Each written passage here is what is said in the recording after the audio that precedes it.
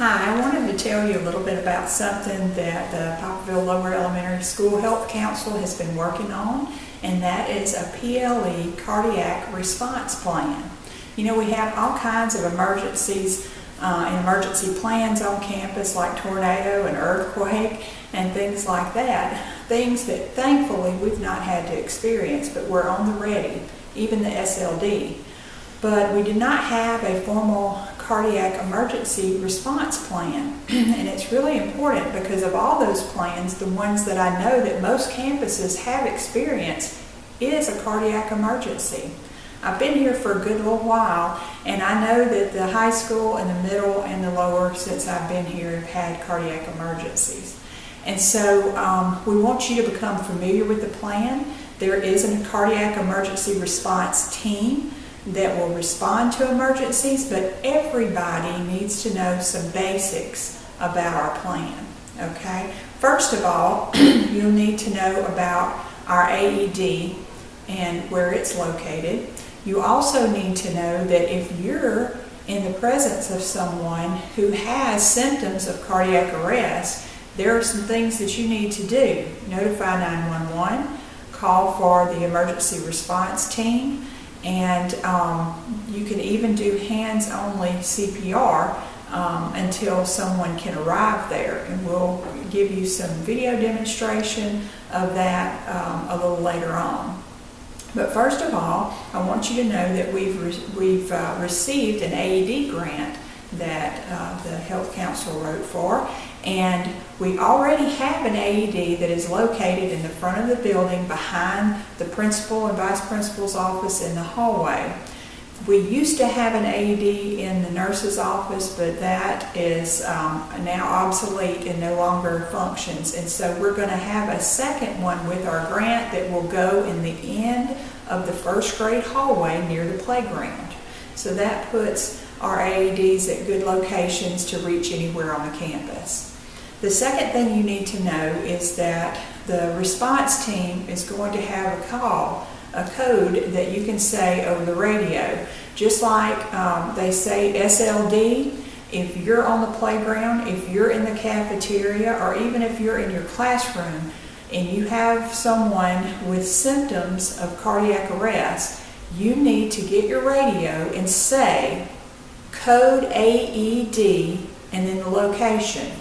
Miss Alexander's class, the cafeteria, the library, the recess.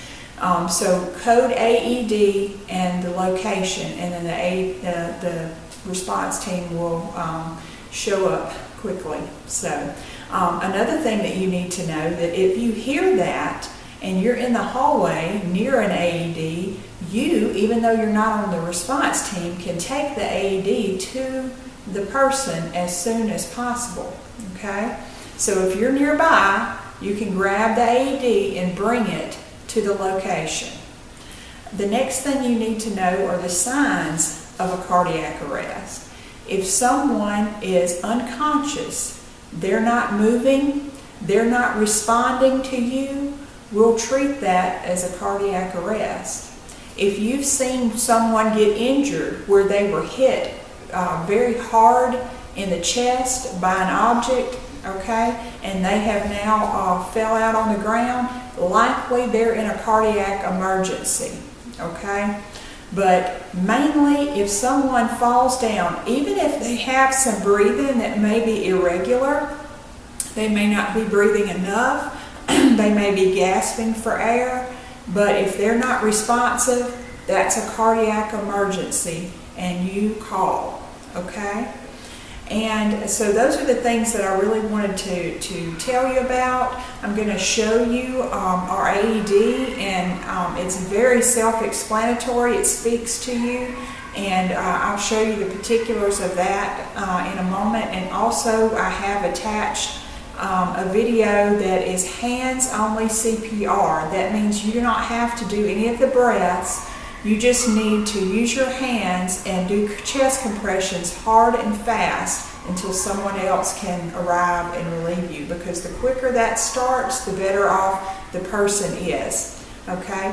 One thing you need to know on that is adults are considered anybody over 8 years old, and children are considered children from year 1 to year 8. Now, we have to use our common sense. Some of our 8-year-olds or 7-year-olds are as big as 10-year-olds, and so you would use 2 hands on them like you would use for an adult. So adult CPR, you interlink your hands, you're pressing on the sternum right here with the palms of your hands, with your body weight, pressing hard and fast, okay?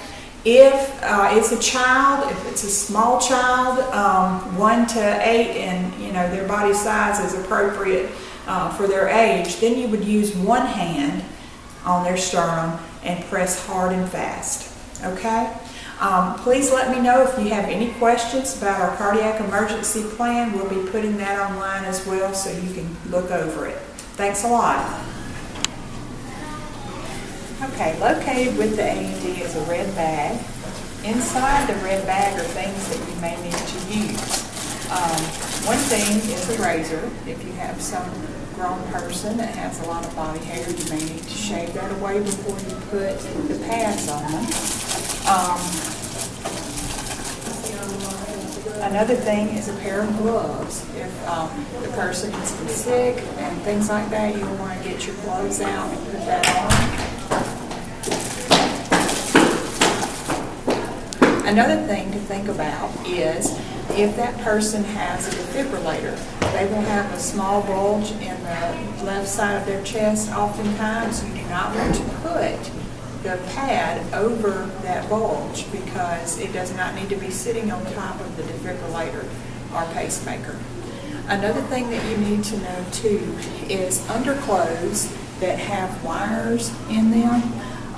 You're going to want to remove those, or you can even cut those off. There's a pair of scissors in the bag as well, because if you do not, whenever the shock is applied, it may burn the patient where the metal is located. So you would definitely want to remove that. Okay?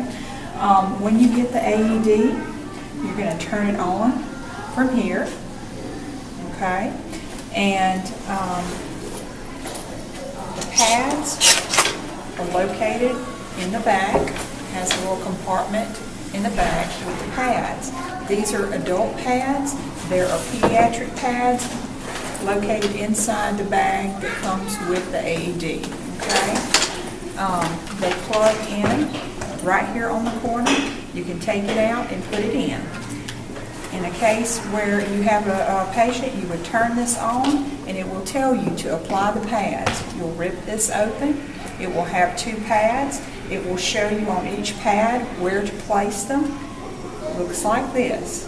One will have an area to place there. The other one will be below the left side of the chest.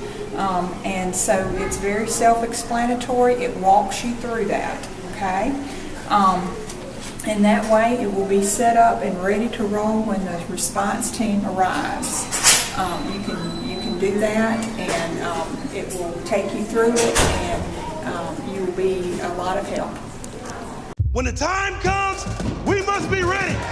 When every second counts. Act fast! Do not give up. Push hard! Keep pushing when it's all on the line. Be there for each other. Be ready.